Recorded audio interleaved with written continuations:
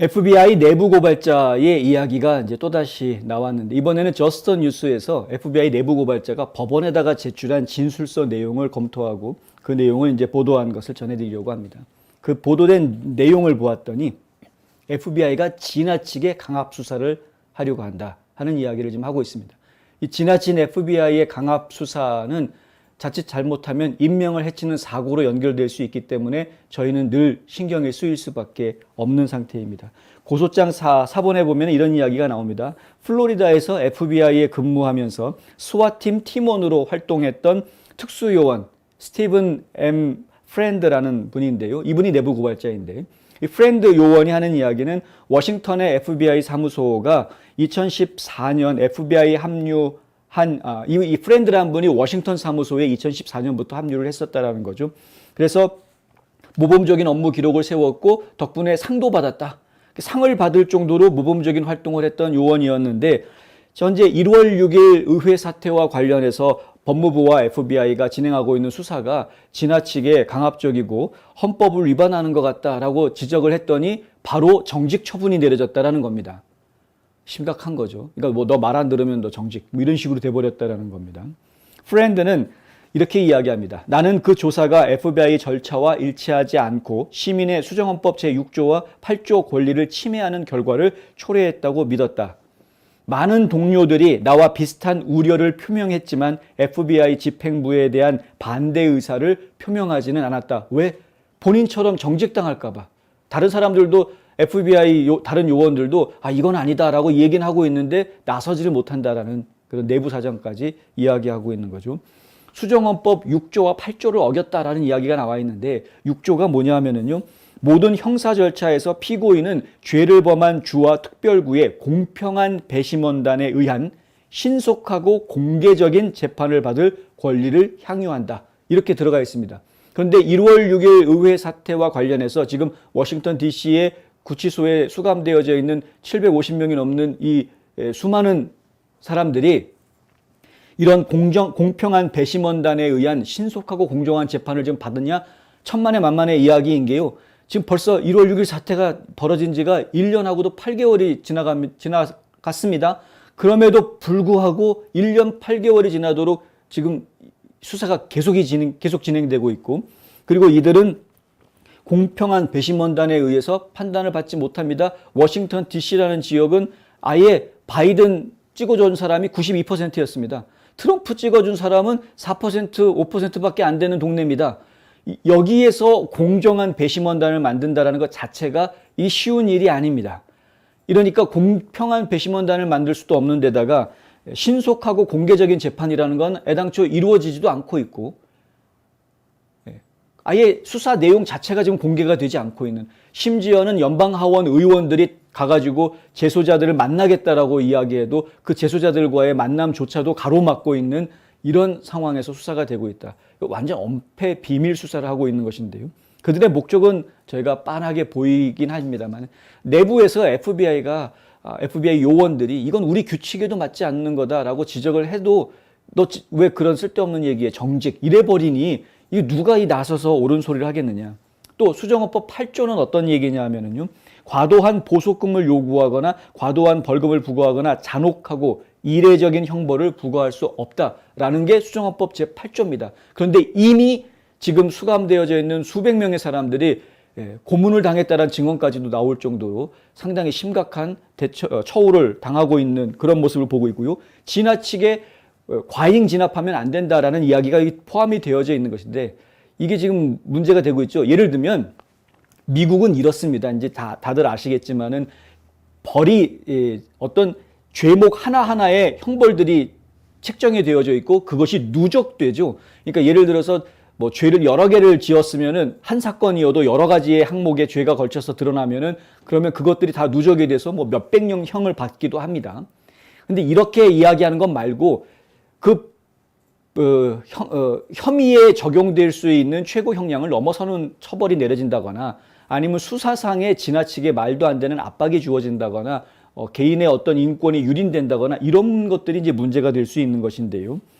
이러한 일들이 지금 현재 벌어지고 있다고 보고 있는 겁니다. FBI 전직 요원이 봤을 때에는, 이 프렌드라는 요원이 봤을 때에는 경범죄 혐의를 받고 있는 1월 6일 피고인들을 체포하기 위해서 스와팀이 동원된다라는 이걸 지적을 하고 있는데 이게 말이 안 되는 거거든요. FBI 스와팀을 이용해서 경범죄로 용의자를 체포하는 것은 부적절하다라고 고소장에다가 써놨는데 이 스와팀이라는 건 한국말로 바꾸면은 기동타격대거든요. 기동타격대가 쓰이는 데가 분명하지 않습니까? 뭐 특수 데모를 진압하기 위해서라든가 테러리스트들의 어떤 활동들을 저지한 대테러 작전이라든가 아니면은 인질극이 무장 강도에 의한 인질극이 벌어졌다. 이런 것들에 대처한다. 이럴 경우에 스와팀이 사용이 되는 건데 그런데 그냥 일반 민간 시민이 평화적인 시위하다가 사실은 평화적인 시위를 한 것인데 법무부에서는 그거를 반란이라고 표현하고 있긴 합니다만은 하여튼 그렇게 해가지고 사람들을 체포하는데 스와팀을 동원해서 체포를 했다.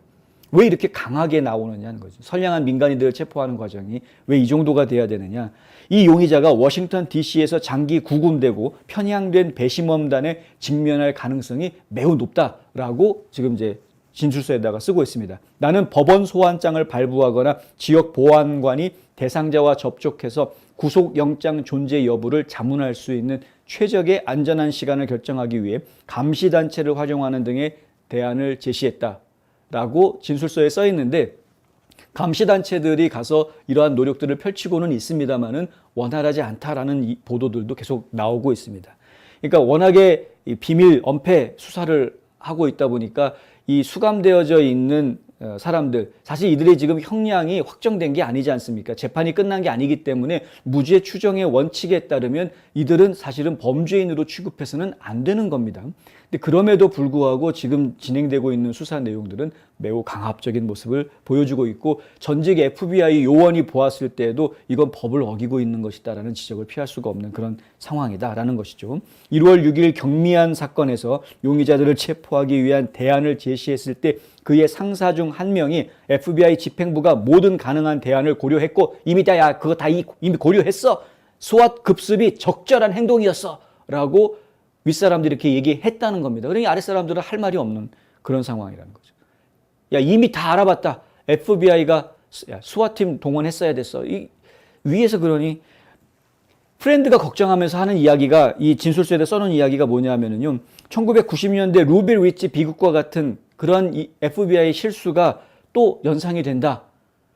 1990년대 루빌 위치 이 비극이 무슨 얘기냐면은 92년도 8월 21일부터 31일까지 열흘 동안 있었던 대치 사건입니다.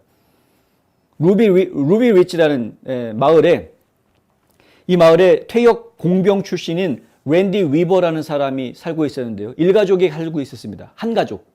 이 한 가족하고 FBI 특수 요원들하고 전투를 벌인 사건이 벌어졌다는 거죠. 아시는 분들은 아실 거고요. 영화로도 만들어졌으니까. 근데 이 랜디 위버라는 인물이 무슨 출석 명령서 같은 걸 받았나 봅니다. 총기 위반을 혐의로.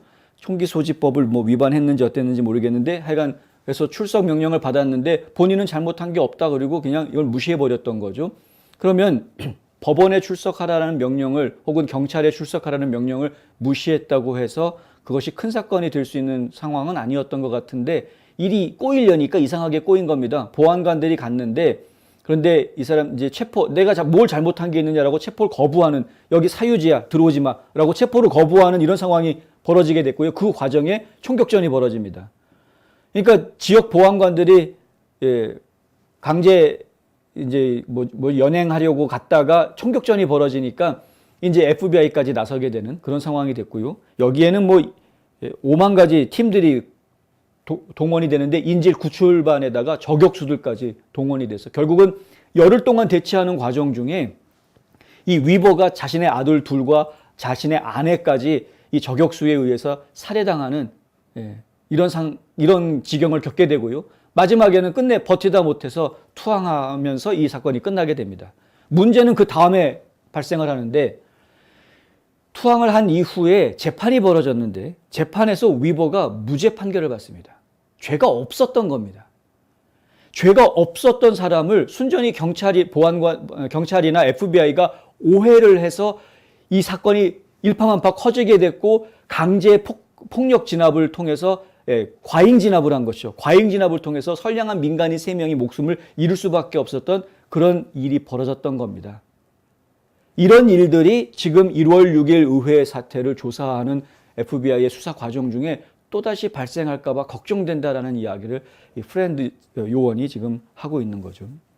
프렌드는 또한 하원 법사위원회의 랭킹 의원인 짐 조던 의원, 이 짐 조던 의원이 워싱턴 DC의 FBI 현장 사무소가 1월 6일 전국의 다른 현장 사무소에서 사건을 개시하고 있다. FBI 워싱턴 사무소에 속해 있는 사람들이 전국 각지에 있는 FBI 사무실들을 다 지휘 조종하는 이런 회개한 상황이 지금 벌어졌다는 겁니다. 그러니까 이러한 의혹을 제기를 했는데 이것이 사실이다라는 걸 또 증명해 줍니다. 사실 이 모든 사건들은 워싱턴 DC에 있는 의사당 폭동에서 비롯됐음에도 불구하고 국내 폭력 극단주의에 대한 전국적인 문제를 시사하는 허위 추적 데이터를 만들고 있다. 이런 의혹을 지금 조던 의원이 제기하고 있는데 그 의혹이 아니다라고 반증하는 자료를 증언을 프레드 요원이 합니다. 그게 무슨 얘기냐면요. 프레드가 쓴 고소장 내용에 보면은 이런 말이 나옵니다. 본인이 사건 담당자로 되어져 있는 36명의 대상자가 있었다는 거죠. 1월 6일 사건과 관련된. 근데 본인이 봤을 때는 이 사람들이 1월 6일 사건에 뭐 직간접적으로 크게 영향을 준 사람들이라고 생각하지 않았기 때문에 조사를 안 했다는 겁니다. 그런데 수사를 본인이 담당자인데 수사를 안 했는데 그런데 나중에 보니까 압수수색 영장이 발부가 됐고 그 압수수색 영장을 발부받기 위해서 FBI가 제출했던 진술서에 보았더니 자신의 담당으로 되어져 있는 이 대상자들의 이야기가 그 안에 포함이 되어져 있고 다른 요원들이 움직이는 흔적들이 거기에 다 드러나 있다. 내가 담당자인데 나는 조사를 하지 않았는데도 불구하고 마치 내가 조사해야 될 사람들이 이미 다 조사가 된 것처럼 그 진술서 안에 다 들어가 있었다. 조작했다는 이야기입니다. 압수수색 영장을 받아내기 위해서 FBI가 진술서를 조작했다라는 이야기입니다. 짐 조던 의원이 의혹을 제기한 것이 사실이라는 것을 증명하는 그런 진술이 지금 들어가 있다. 프렌드가 진술한 또 다른 내용에 보면은 요원들이 아동 성착취와 같은 심각한 범죄로부터 다른 수사들을 박탈하라는 지시를 받고 있다라는 이야기까지도 들어가 있습니다. 아동 성폭력 수사는 더 이상 FBI의 우선순위가 아니며 지역 사법기관에 회부해야 한다는 말도 들었다라고 써놨거든요. 진술서에다가. FBI의 우선순위가 아니다. 아동 성착취 사건이. 그건 지방경찰에 맡겨라. FBI 지금 심각하게 정치적인 무기화 되어져서 이게 지금 심각한 상황이다. 내부 고발자의 폭로들이 계속해서 지금 나오고 있는데 결국은 이들이 몰아가는 방향은 한 방향인 겁니다. 이어지는 보도에서 더 말씀드리도록 하겠습니다.